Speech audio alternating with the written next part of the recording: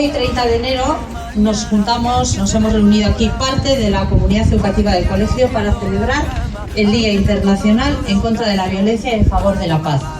Planeta baketsua batean bizitze da, 21. mendeko ume eta gazteon ametsa. Soñamos con el día en el que los corazones de todos nosotros hayan superado los recelos, las envidias y las desconfianzas, y en los patios de nuestra escuela no se conozcan nunca más las peleas ni las amenazas. Mucho más. Mira, hay que vivir el momento. Mira, hay que vivir el momento.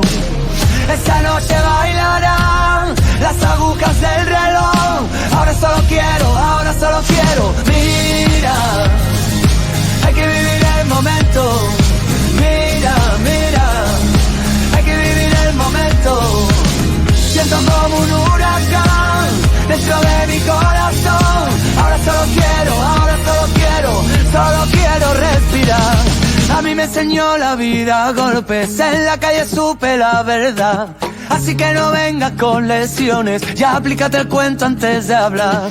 Ahora no confisques mis ideas, no quieras llevarme a tu redil. Moriré con estas botas puestas, y si pierdo que sea por mí. Ahora que las redes nos atrapan y se subestima la verdad. Ahora que nos cubren las espaldas los mismos que nos condenan sin piedad. Mira, hay que vivir el momento. Mira, hay que vivir el momento.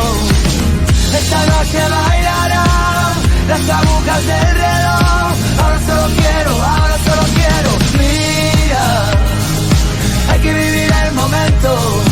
Mira, hay que vivir el momento. Siento como un huracán dentro de mi corazón.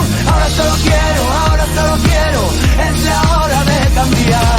Cada vez está más complicado encontrar a alguien de verdad, de los que se quedan a tu lado cuando el brillo deja de brillar.